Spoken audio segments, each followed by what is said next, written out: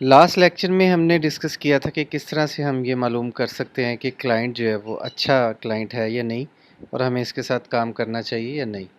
मैंने आपको last lecture में बताया था कि ये जानना इतना ज़्यादा मुश्किल नहीं है कि क्लाइंट अच्छा है या नहीं, अच्छे पेमेंट करेगा या ड्यूरिंग द जॉब ये तंग करेगा या नहीं। हाँ, ये ज़रूर मुश्किल काम है कि जब आप एक क्लाइंट को शॉर्टलिस्ट कर लेते हैं उसके बाद आपने उसको कैसा प्रपोज़ल लिखना है कि वो आपको हायर कर ले।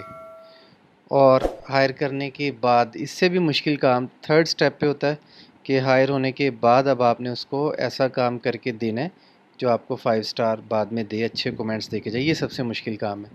तो आज हम दूसरे स्टेप वाला काम जिसमें प्रपोज़ल किस तरह से राइट किया जाता है और किस तरह से जॉब विन की जाती है ये डिस्कस करेंगे। मैंने आपको ये भी बताया था कि सम टाइम आप एज ए क्लाइंट यानी क्लाइंट बन के चेक कर सकते हैं कि जब आप एज ए क्लाइंट सामने आते हैं तो किस तरह के प्रपोज़ल्स डेवलपर्स जो हैं वो पोस्ट करें तो आपको पसंद आते हैं और डेवलपर के हायर होने का चांस बढ़ जाता है। तो ये भी हम डिस्कस करेंगे। मैं आपको अपना एक एक्सपीरियंस भी शेयर करूंगा इसी लेक्चर में। तो सबसे पहले हम प्रपोज़ल के बारे में डिस्कस करते हैं। प्रपोज़ल को आपने हमेशा, जॉब जिस तरह की भी हो, 19-20 के फ़र्क के साथ प्रपोज़ल के पार्ट्स को आपने हमेशा 3 हिस्सों में डिवाइड रखना है। पहला हिस्सा ये लिखा हुआ है। पहले हिस्से में आपने सिर्फ़ और सिर्फ क्लाइंट को ये साबित करना है कि आपने प्रपोज़ल पढ़ लिया है। कोई ऐसा जुमला लिखना है 1 लाइन में, 1.5 लाइन में, 2 मैक्सिमम 2 लाइन्स में, कि जिसको क्लाइंट को पढ़ते साथ ये पता चल जाए, ये मेक श्योर हो जाए कि आपने उसकी जॉब पोस्ट पढ़ी है, जॉब पोस्ट। तो ये तो हो गया पहला स्टेप। आपने अक्सर देखा होगा क्लाइंट्स के लिए ये कितना अहम होता है कि क्लाइंट ने अपनी जॉब पोस्ट के अंदर कहीं न कहीं कोई ऐसा कीवर्ड लिखा होता है जो इस ये जानने के लिए होता है कि उसको पता चले कि डेवलपर उसकी जॉब पोस्ट पढ़ भी रहा है कि नहीं।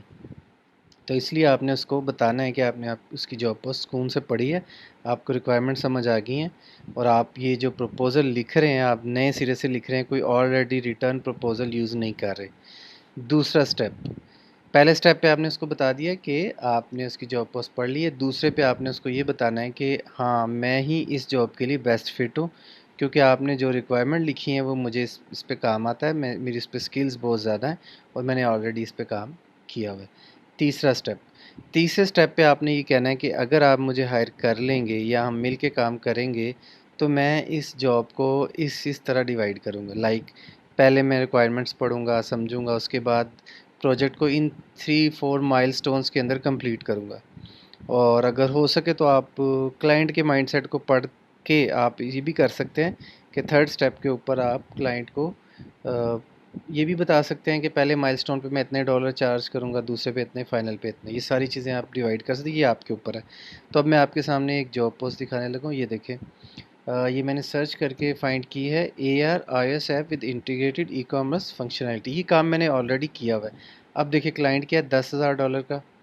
और राइट साइड पे आप देखिए जो हमने लास्ट टाइम मेथड्स पढ़े थे कि क्लाइंट किस तरह से जज होता है, अब यहाँ पे वो चीज़ें नहीं चल रही। लाइक ये नया क्लाइंट है और मैंने आपको बताया था कि बेशुमार नए क्लाइंट्स जो होते हैं वो अच्छे ही होते हैं, बशर्ते कि आप इन चीज़ों को ज़रूर देख लेंगे। यूनाइटेड स्टेट्स का या ऐसे कंट्रीज़ का है जहाँ पे अमूमन अच्छे क्लाइंट मिल जाते हैं।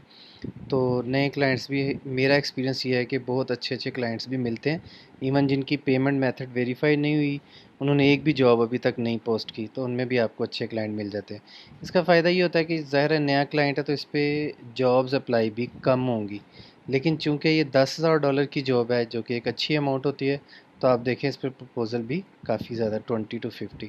लेकिन एक चीज़ अच्छी है कि ये सारा कुछ ग्रीन है, यानी कि मैं इस जॉब के लिए अप्लाई करने के लिए एलिजिबल हूँ। क्लाइंट ने कोई ऐसी रिस्ट्रिक्शंस नहीं लगाई कि वो मुझे पहले ही साइड पे कर दे।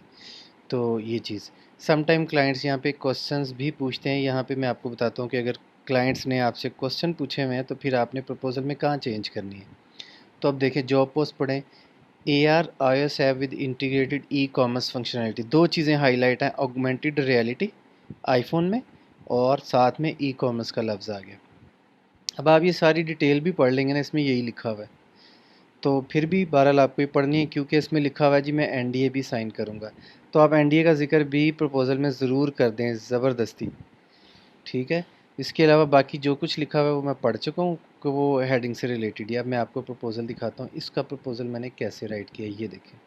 स्टेप 1 पे मैंने आपको क्या बताया था कि आपने ये साबित करना है कि आपने इसकी जॉब पोस्ट पढ़ ली है। अब ज़रा मेरा फर्स्ट लाइन पढ़ें जिसको हम स्टेप 1 कह रहे हैं।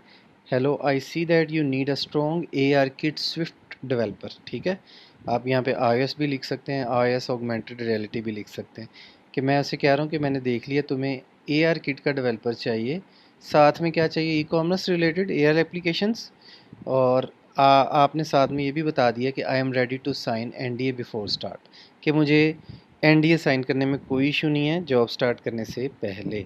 ये आपने बता दिया, ये हो गया पहला स्टेप। दूसरे पे मैंने आपको बताया था आपने ये साबित करना है कि हाँ आप ही इस जॉब के लिए बेस्ट फिट हैं क्योंकि आपको ये काम आता है। तो मैंने क्या लिखा सेकंड स्टेप पे, I am working on augmented reality applications for last 2 years and all of my work is mentioned on my profile.